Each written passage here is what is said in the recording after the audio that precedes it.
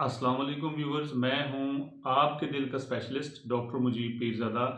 Viewers, आज की हमारी बात है कि एकोकार्डियोग्राफी और एंजियोग्राफी जो दिल के मरीज़ों के दो मेन अहम टेस्ट हैं, इनका आपस में कोई कोरिलेशन है एक बात।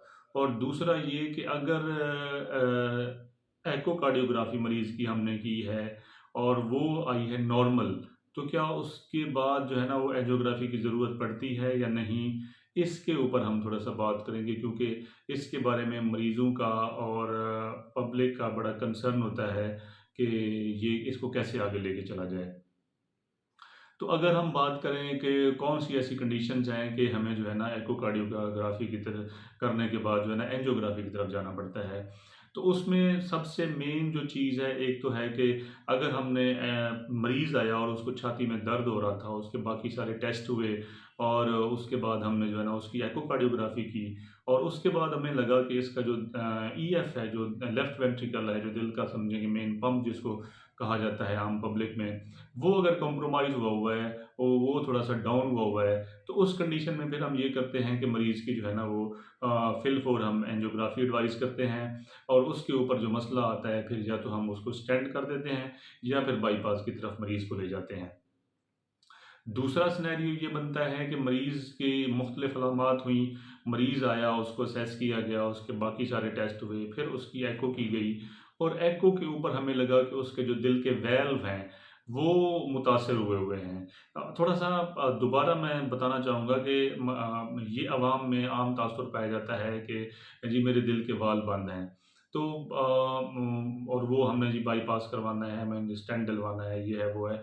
तो ये थोड़ा-सा क्लियर करना ज़रूरी है कि दिल के वेल्व और मसला है और जो स्टेंट डलता है वो दिल के पट्टों के अंदर जो दिल की शरियानें होती हैं, जो नालियाँ होती हैं खून की, उनके अंदर स्टेंट डलता है। तो दिल की नालियों का मसला जो है वो दिल के वेल्व बंद होना ये अलग चीज़ है। दिल के वेल्व का मसला अलग है और दिल की नालियों का मसला अलग है।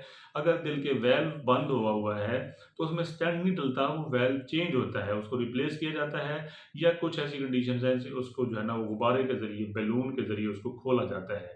ऐसी भी चंद डिज़ीज़ हैं जिस तरह माइट्रल स्टेनोसिस है, उसमें कुछ ऐसी कंडीशंस आती हैं कि उसको हम बैलून के ज़रिए खोल भी देते हैं उस वाल्व को।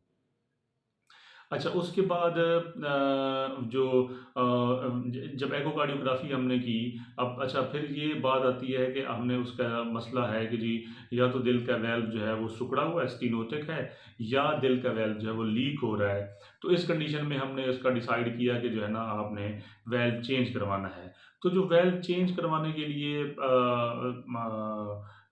मोस्ट ऑफ द केसेज़ में ये होता है कि उसको रिप्लेस करने के लिए मेजर हार्ट सर्जरी की जाती है।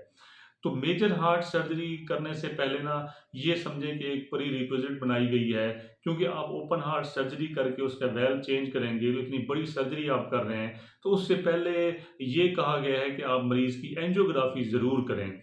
एंजियोग्राफ़ी करने से ये फ़ायदा होगा कि अगर उसके वो दिल की शरियानों का भी मसला साथ है, वो उनमें कोई तंगी है, ब्लॉकेज आया हुआ है, कोई ऐसा मसला चल रहा है जो अननोटिस जा रहा था, तो आप मेजर हार्ट सर्जरी तो वैसे कर रहे हैं, तो साथ में मरीज़ का भला ये भी हो जाएगा कि उसका बाईपास भी साथ किए जाएँ, उसकी वो नाली खोल दें या उसका जो है ना ट्रैक बना के उसको बाईपास कर दें। तो इसलिए भी जो है ना वो एंजियोग्राफ़ी फिर इस कंडीशन में ज़रूर करवाई जाती है, जिसकी भी ओपन हार्ट सर्जरी होती है, ताकि उसका जो मामला है वो बड़ा एक ही मतलब ऑपरेशन में उसके दोनों अगर मसले चल रहे हैं, तो दोनों को टैकल करके, उसका इलाज करके उसको मरीज़ को ठीक किया जाए। अच्छा, दूसरी कंडीशन ये होती है कि मरीज़ को पहले अटैक हुआ और वो आपसे दवाई लेने के लिए आया और उसके बाद आपने जो है ना उसको एको की और एको के ऊपर दिल का पंप मुतासिर हुआ। एक कंडीशन ये और एक पिछली कंडीशन हमने बताई कि उसको पहले कोई ऐसा मसला नहीं है, लेकिन आपने असेस किया और एको किया और दिल का पंप कमज़ोर हुआ। तो इन दोनों सिनेरियो में हम जो है ना वो एंजियोग्राफ़ी की तरफ मरीज़ को लेके जाते हैं कि आप फ़िल 4 करवाएँ। अच्छा, दूसरा अहम जो चीज़ है वो ये है कि मरीज़ को जो है ना वो अलामात हैं, आपके पास पेशेंट आया, आपने उसकी एको की है, एको उसकी आती है नॉर्मल। लेकिन मरीज़ को अंजाइना हो रहा है। और ये ऐसा सिनेरियो भी है कि जो है ना आपकी दिल की शरियानें बंद हों और आपकी एको नॉर्मल आए। ज़रूरी नहीं है कि आपको दिल का अटैक आया है और एको की है आपने और एको ठीक आई है, तो जो है ना मरीज़ कहे कि जो है ना आपका अटैक नहीं आया, आपको आपकी दिल की शरियानों का मसला नहीं है, ऐसा कतई नहीं है। ऐसा हो सकता है बाज़ सिनेरियोज़ में मरीज़ की 1 नहीं, 2 नहीं, 3 दिल की नालियाँ भी बंद होती हैं, शरियानें बंद होती हैं, लेकिन उसकी एको ठीक आती है। और इवन कुछ ऐसी कंडीशंस भी हैं कि उसकी ईसीजी भी ठीक आती है, तीनों नालियाँ बंद होती हैं। तो इस कंडीशन में मरीज़ की अलामात के ऊपर फिर हम फैसला करते हैं कि अब हमने इसको जो है ना वो दवाइयाँ देनी हैं। दवाइयों के बाद फिर ये देखा जाता है कि क्या उसकी अलामात, उसको जो अंजाइना हो रहा था या अंजाइना इक्विवेलेंट कोई भी उसको सिम्पटम, जिस तरह उसको साँस का मसला आ रहा था, उसको दिल की धड़कन का मसला आ रहा था, क्या वो दवाइयों से ठीक हो गया? दवाइयों से अगर वो ठीक हो जाता है तो फिर हम वेट एंड सी वाली पॉलिसी होती है कि मरीज़ कितना स्टेबल रहता है, उसको जो है ना वो वीकली कितना दवाइयों के साथ जो है ना वो ज़ुबान के नीचे एंजीसाइड की ज़रूरत पड़ती है। इसकी बुनियाद पे फिर हम फैसला करते हैं कि इसकी एंजियोग्राफ़ी करवाएँ या ना करवाएँ।